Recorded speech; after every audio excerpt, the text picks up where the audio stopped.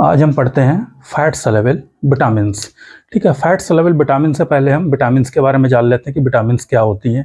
ठीक है, तो विटामिन्स सबसे पहले तो ये विटामिन बीटा से बना है। ठीक है, बीटा का मतलब होता है लाइफ, लाइफ का मतलब जीवन। ठीक है, और ये क्या है, सबसे पहले फंक ने कॉइन किया था, इसको इन्वेंट किया था। ठीक है, फंक।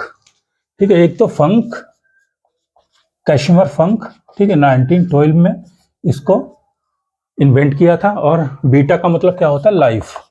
ठीक है, जीवन से संबंधित जो भी चीजें होती हैं उसको हम विटामिन बोलते हैं। और दूसरा क्या है कि ये विटामिन का मतलब क्या होता है कि ये ऑर्गेनिक सब कंपाउंड्स होते हैं। ठीक है, ऑर्गेनिक सबस्टेंस,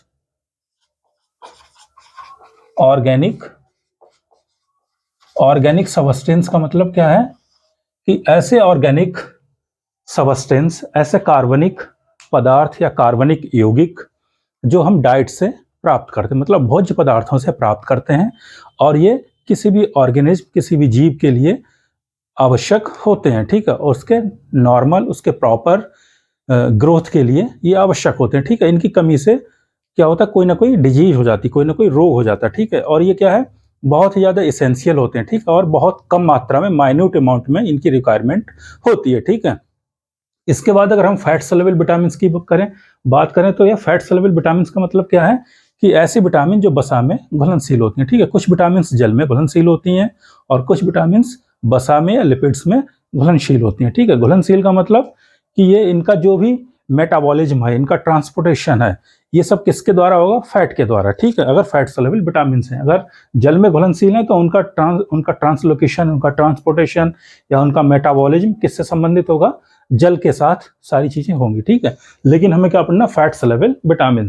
तो फैट सॉल्युबल विटामिन क्या है कि वसा में घुलनशील होती हैं और इनका ट्रांसपोर्टेशन, इनका मेटाबॉलिज्म वसा के साथ ही चलता रहता है। ठीक है, अगर हम बात करें कौन कौन सी होती हैं फैट सॉल्युबल विटामिन, तो फैट सॉल्युबल विटामिन 4 होती हैं। ठीक है, कौन कौन सी, नंबर 1 विटामिन ए।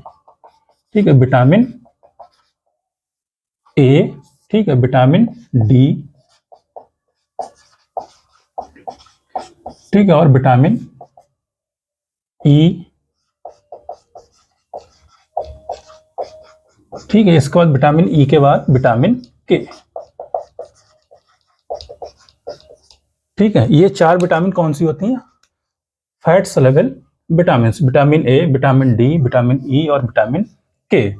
ठीक है, अगर हम इनके रासायनिक नामों की बात करें तो इनके रासायनिक नाम, विटामिन ए का क्या बोलते हैं, रेटिनॉल। इसको क्या होता है, रेटिनॉल। ठीक है, एक प्रोविटामिन ए भी होती है जिसको क्या बोलते हैं, बीटा कैरोटीन। ठीक है, ये क्या होती है, प्रोविटामिन ए या बीटा कैरोटीन। ठीक है, अगर विटामिन डी की बात करें तो विटामिन डी 2 तरह की होती है, एक D2 जिसको बोलते हैं एर्गो कैल्सीफेरॉल। ठीक है, और दूसरी कौन सी होती है, D3, इसको बोलते हैं कोल कैल्सीफेरॉल, D3 कोल कैल्सीफेरॉल। ठीक है, जो विटामिन D2 है, एर्गो कैल्सीफेरॉल, ये प्लांट सिस्टम में या प्लांट्स में, पौधों में पाई जाती है। ठीक है, अगर हम कोल कैल्सीफेरॉल की बात करें तो ये एनिमल सोर्स से प्राप्त होती है। ठीक है, अगर विटामिन ई की बात करें तो विटामिन ई को क्या बोलते हैं, टोकोफेरॉल। ठीक है, बहुत तरह के टोकोफेरॉल होते हैं, जैसे alpha tocopherol, beta tocopherol, gamma tocopherol, lambda tocopherol. ठीक है, लेकिन जो मोस्ट एक्टिव फॉर्म होती है टोकोफेरॉल्स की या विटामिन ई की, वो होती है अल्फा टोकोफेरॉल। ठीक है, अल्फा टोकोफेरॉल। ठीक है, इसके बाद अगर विटामिन के की बात करें तो ये भी क्यूनोन डेरिवेटिव होती है। ठीक है, इसको क्या बोलते हैं, क्यूनोन डेरिवेटिव। ये भी लगभग 3 तरह की होती है। ठीक है, विटामिन K1। ठीक है, K1 का नाम होता है फाइलोक्यूनोन। क्या बोलते हैं, फाइलोक्यूनोन। ठीक है, इसी तरह से K2 होती है, K2 को क्या बोलते हैं, मैनाक्यूनोन। K2 क्या हो जाएगी, मैनाक्यूनोन। ठीक है, मैनाक्यूनोन। इसी तरह से K3 होती है। ठीक है, K3 को क्या बोलते हैं, मैनाडाइओन। ये क्या, मैनाडाइओन। ठीक है, तो ये विटामिन के हो गए, K1, K2, K3। ठीक है, फाइलोक्यूनोन, मैनाक्यूनोन और मैनाडाइओन। ठीक है, अगर हम इनके डेली रिक्वायरमेंट की बात करें तो लगभग विटामिन ए की जो रिक्वायरमेंट होती है आरडीए, ये लगभग होती है 2000 से 2500 इंटरनेशनल यूनिट। ठीक है, आरडीए, ये क्या है, आरडीए। ठीक है, daily requirement, recommended dietary requirement. ठीक है, इसके बाद क्या है कि अगर विटामिन डी की बात करें तो विटामिन डी क्या है, बच्चों में लगभग 400 इंटरनेशनल यूनिट की आवश्यकता होती है आईयू। ठीक है, 400 किसमें, चिल्ड्रंस।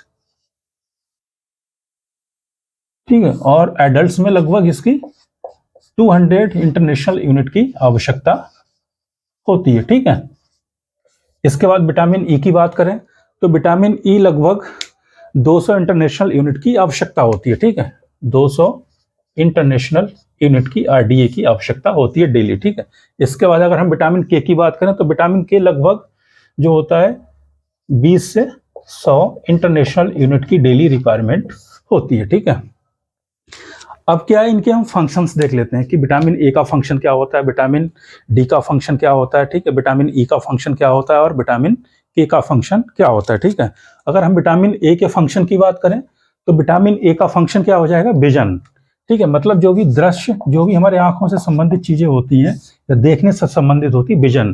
तो विजन का क्या है कि विटामिन ए सबसे ज्यादा रोल इसमें प्ले करती है। ठीक है, इसके बाद क्या है कि इम्यून सिस्टम को बोन करना, बूस्ट करना। ठीक है, इम्यून सिस्टम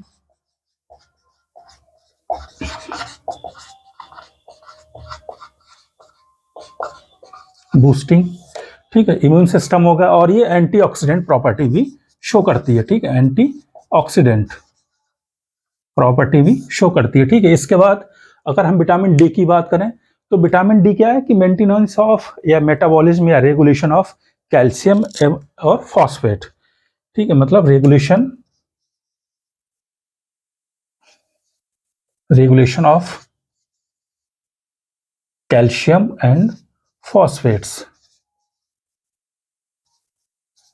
ठीक है, ये क्या हो जाएगा, विटामिन डी का क्या होता है काम कि जो भी हमारा कैल्शियम और फॉस्फेट का रेगुलेशन होता है, मेंटेनेंस होता है, या फिर जितना भी हमारा बोन मेंटेनेंस हो गया। ठीक है, और क्या, बोन मेंटेनेंस या फिर बोन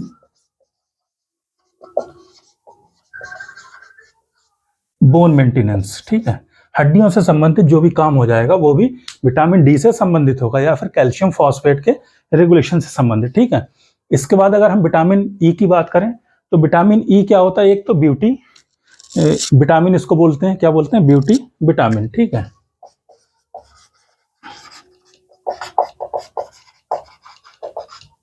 ठीक है, इसीलिए क्या इसका काम होता है, मस्कुलर डिस्ट्रॉफी का। इसका काम क्या हो जाएगा, मस्कुलर डिस्ट्रॉफी।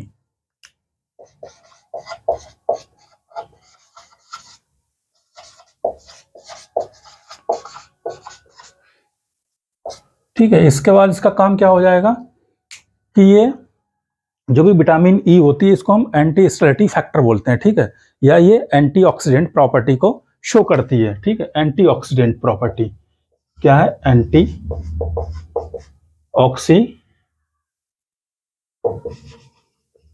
एंटीऑक्सीडेंट। ठीक है, विटामिन ई भी क्या होती है, एंटीऑक्सीडेंट प्रॉपर्टी को शो करती है। ठीक है, इसके बाद क्या हो जाएगा कि ये हीमोलाइटिक एनीमिया। ठीक है, क्या, हीमोलाइटिक एनीमिया,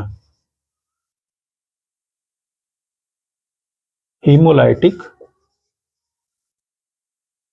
एनीमिया को भी कंट्रोल करने का काम करती है। ठीक है, और इसके बाद क्या हो जाएगा कि विटामिन के, ठीक है, विटामिन के का क्या होता है रोल कि ब्लड कोगुलेशन सिस्टम। ठीक है, क्या इसका मेन काम हो जाएगा, क्या, ब्लड कोगुलेशन,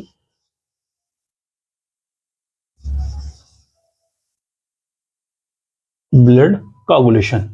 ठीक है, जितने भी हमारे ब्लड कोगुलेशन फैक्टर्स होते हैं, जैसे ब्लड कोगुलेशन सिस्टम या ब्लड क्लॉटिंग सिस्टम जो हो जाएगा कि फैक्टर सेकेंड, फैक्टर 9, फैक्टर 10, इन सभी को एक्टिवेट करने का काम कौन करता है, हमारा विटामिन के। ठीक है, और ये क्या है कि प्रमोशन ऑफ ब्लड क्लॉटिंग। ठीक है, प्रमोशन ऑफ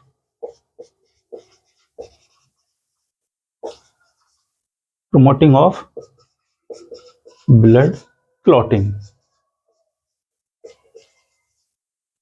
ठीक है, तो ये सारे काम या इनके जो फंक्शन है या इनके डिफिशियंसी सिम्टम्स हैं, ये सब किसके हो जाएंगे? विटामिन फैट्स लेवल विटामिन के, ठीक है। इसके बाद जैसे मस्कुलर डिस्ट्रॉफी हो गई है, हमारा रोग हो गया किससे संबंधित? विटामिन ई से। अगर हम इसके विटामिन ए के संबंधित डिजीज देखें तो इसमें क्या होता है? एक ब्लाइंडनेस, ठीक है, नाइट ब्लाइंडनेस। ठीक है, ये क्या होती है कि हम डिम लाइट में इसको हम दिखाई कम देता है, ठीक है, नाइट ब्लाइंडनेस। इसके बाद क्या है? जीरोसिस। इसी को क्या बोलते हैं हम? जीरोसिस, ठीक है, जीरोसिस या फिर नाइट ब्लाइंडनेस, ठीक है। ये क्या होती है? विटामिन ए की डिजीज की, विटामिन ए की कमी से ये होने वाले रोग हो जाएंगे, ठीक है। इसके बाद क्या है? ये एक डिजीज होती है जीरोप्थैलेमिया, ठीक है, जीरोप्थैलेमिया।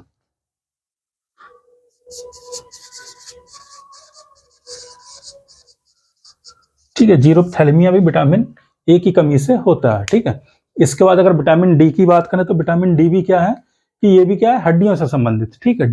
तो इसका क्या है? डीमिनरलाइजेशन ऑफ बोन्स, ठीक है। डीमिनरलाइजेशन मतलब जो हमारी हड्डियां होती हैं उनको प्रभावित, उनका मिनरलाइजेशन अधिक होने लगता है, ठीक है। तो इसमें क्या है कि हमारी हड्डियां कमजोर हो जाती हैं, ठीक है। और ये दो डिजीज मेन कॉज करती है, एक तो रिकेट्स और दूसरा ऑस्टियोमलेशिया, ठीक है। एक तो रिकेट्स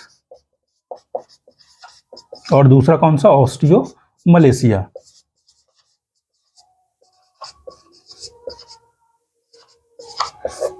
ठीक है, ऑस्टियोमलेशिया, ठीक है। ये ऑस्टियोमलेशिया या ऑस्टियोपोरोसिस, ठीक है। तो ये क्या हो जाएगा? अगर रिकेट्स की बात करें तो रिकेट्स क्या होता है? ये चिल्ड्रंस में होता है, ठीक है। और ऑस्टियोमलेशिया या फिर ऑस्टियोपोरोसिस ये क्या होता है?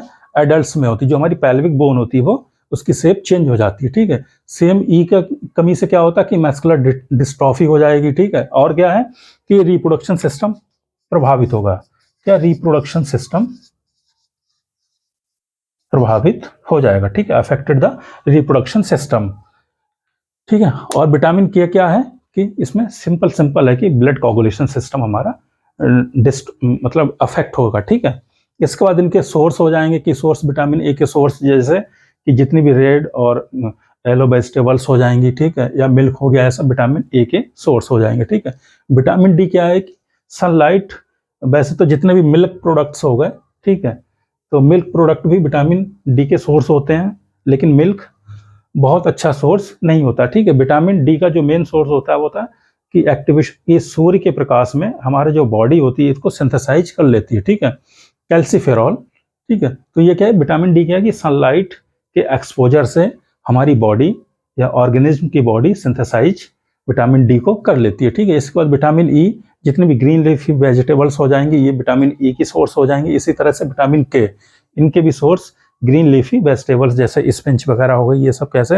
विटामिन ई के सोर्स होते हैं, ठीक है। इसके बाद क्या है कि हम बहुत सारी चीज़ें इसके बारे में पढ़ सकते हैं, लेकिन अभी क्या है, फैट सॉल्युबल विटामिन यही होती हैं कि vitamin A, vitamin D, vitamin E और विटामिन के, ठीक।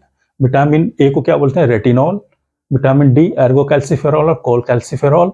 Vitamin E tocopherol, alpha tocopherol सबसे ज़्यादा एक्टिव होता है, ठीक है। विटामिन के फाइलोक्विनोन होता है, मैनाक्विनोन होता है और मैनाडाइओन होता है, ठीक है। मैनाडाइओन क्या? आर्टिफिशियली इसको सिंथेसाइज किया जाता है। मैनाक्विनोन क्या होता है कि प्लांट्स की, एनिमल्स में ये पाई जाती है, ठीक है। और फाइलोक्विनोन प्लांट सिस्टम में पाई जाती है, ठीक है। इसके बाद इनके कुछ रोग होगा, जैसे नाइट ब्लाइंडनेस विटामिन ए की हो जाएगा, ठीक है। और जीरोप्थैलेमिया विटामिन ए से हो जाएगा, रिकेट्स हो जाएगा, ऑस्टियोमलेशिया हो जाएगा, ठीक है। और इसके बाद क्या? हीमोलाइटिक एनीमिया हो जाएगा विटामिन ई से, ठीक है, रिप्रोडक्शन सिस्टम को प्रभावित करती है। इसके बाद क्या हो जाएगा? ब्लड कोगुलेशन से संबंधित विटामिन के, ठीक है। इसके बाद हम पढ़ते हैं